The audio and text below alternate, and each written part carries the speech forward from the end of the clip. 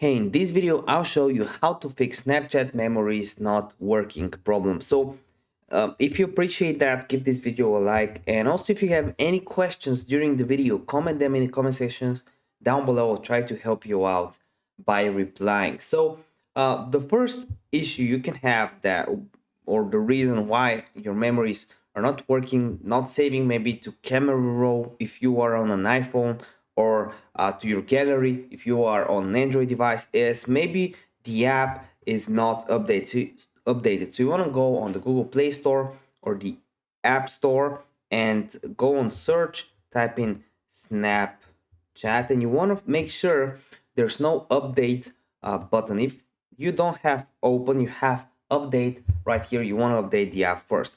The second thing you can do is go on your settings, go on general, click on iPhone storage, and here you want to make sure you have enough space on your device. If you don't, you gotta delete some stuff.